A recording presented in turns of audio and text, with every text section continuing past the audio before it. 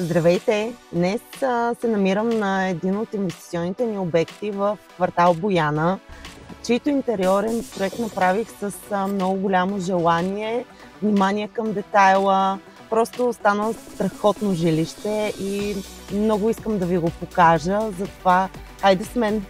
Жилището има свое собствено паркомясто, чието врати направихме с дистанционно управление да се отварят за по-голямо удобство. Паркомястото е доста широко, гърба на сградата изкарахме и кабели за станция за електрически автомобил, който съответно има такъв автомобил, да му е доста по-лесно.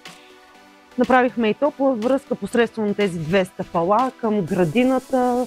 Още по-голямо удобство, когато си с багаж от колата директно към апартамента. Вратата се отваря и в двете посоки, така че всичко е предвидено тук. Посрещам ви вече по пантофи през главния вход на жилището. Това е един двустаен апартамент, който искам да споделя, че целият интериорен проект е направен от Ерстрой и всичко, което ще видите тук, е направено от нашите опитни специалисти. Първото ни помещение в близост до входа е мокро помещение в комбинация с гардеробна. В шкаф скрихме съответно и газов котел. Апартамента се оттоплява на газ с радиатори. Имаме и климатици също така.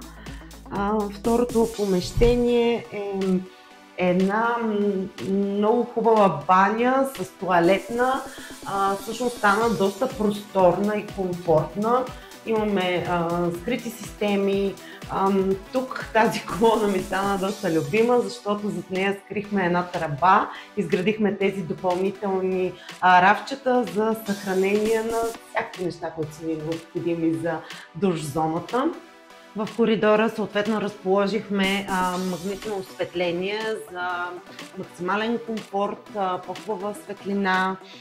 Плочките са ми изключително любими, 45 на 45 гранитогрейка, много хубава шарка и е време да видим в спалнята.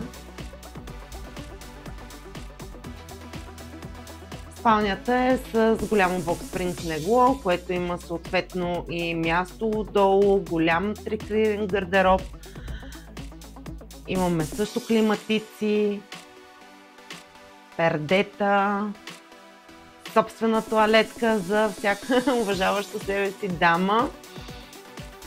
Ето го е гардероба с LED осветление, функционални чекмеджета. Необходимо за един дом. Дори чаршафи и възглавници всеки може да се нанесе. Много ми е любима стената от среща, тъй като жилището, както казах, се намира в Бояна.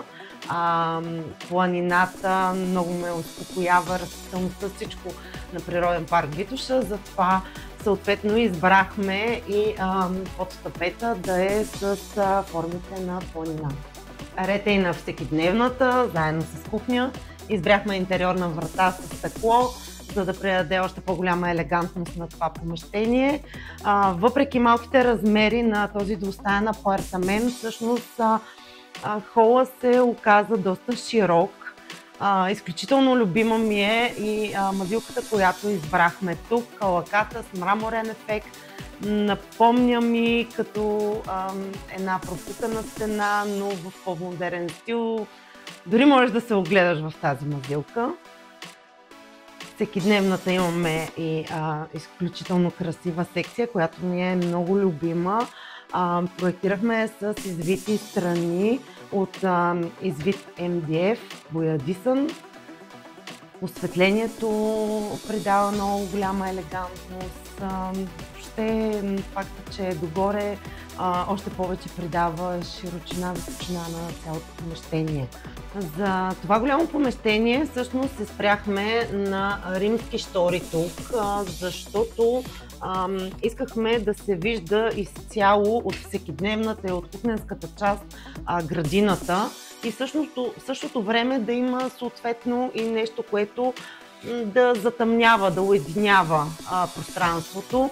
Тези римски штори са изключително елегантни, не отнемат никакво пространство около прозореца. Вече във втората част на помещението успяхме да разположиме и трапезария с кухня.